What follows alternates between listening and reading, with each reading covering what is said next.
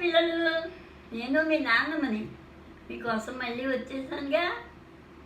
నేను ఇవాళ చెప్పబోయి మంచి చిట్కా ఏంటంటే, అందరికీ సాధారణంగా దగ్గు వస్తూ ఉంటుంది. ఆ దగ్గుకి ఇది వరకు నేను అంజీరు పండుతో నీళ్ళు చెప్పాను, కానీ ఇది దానికన్నా కూడా చాలా మంచిది. ఇది కడుపులో అజీర్ణం ఉంటేనే దగ్గు వస్తుంది. చాలా కడుపులో అజీర్ణం వల్ల అన్ని రోగాలు వచ్చేటువంటిది కడుపులో అజీర్ణం వల్లే వస్తాయి. దగ్గు వస్తుంది, జలుబు వస్తుంది, శ్లాష్మం వస్తుంది, గొంతుకులో గురగలాడుతూ ఉంటుంది. వీటన్నింటికి సరిపడినటువంటి ఒకే ఒక్క మందు చెప్తాను, అది అలా చేసుకోండి. దాల్చిన చెక్క. ఈ దాల్చిన చెక్క చాలా మంచి పని చేస్తుంది. తర్వాత యాలకులు.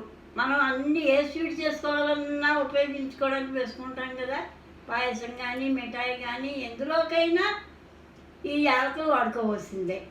తర్వాత ఈ లవంగాలు. ఈ మూడు కలిపి మెత్తగా పొడి కొట్టుకోవాలి. విడివిడిగా పొడి కొట్టుకోండి. ఒక 4 స్పూన్లు దాల్చిన చెక్క పొడి అయితే 1 స్పూను లవంగాల పొడి, 1 స్పూను యాలకుల పొడి. మీకు చూపించడం కోసమని స్పూన్ చూపిస్తున్నాను. ఎలాగా 4 స్పూన్లు దాల్చిన చెక్క పొడి, ఒకే 1 స్పూను లవంగాల పొడి. ఎందుకంటే లవంగాలు చాలా కారంగా ఉంటాయి. ఈ యాలకులు మాత్రం చాలా మంచి పని చేస్తాయి. 1 స్పూను యాలకుల పొడి. ఈ 3 కలిపి మెత్తగా విడివిడిగా పొడి కొట్టుకుని చక్కగా కలుపుకుని, నేను చెప్పిన పాలలో కలుపుకుని ఓ సీసాలో పోసుకుని రోజు పొద్దున్న సాయంత్రం ఏదో ఒక్కసారి చాలు. పొద్దున్న ఉదయాన్ని కానీ రాత్రి పడుకోపోయేప్పుడు కానీ 1 స్పూన్ తేనెలో కనుక 2 చిటికలు ఇలా పట్టి, ఆ పొడిని ఇలా పట్టి 2 పొళ్ళు అందులో వేసుకుని తీసుకున్నట్టయితే, లోపలికి పుచ్చుకున్నట్టయితే చాలా మంచి పని చేస్తుంది.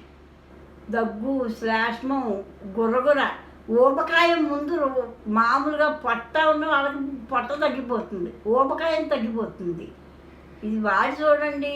నచ్చినట్టయితే సబ్స్క్రైబ్ చేయండి, గంట కొట్టండి. మీకు తెలుసున్న వాళ్ళకి కూడా చెప్పండి, పక్క వాళ్ళకి.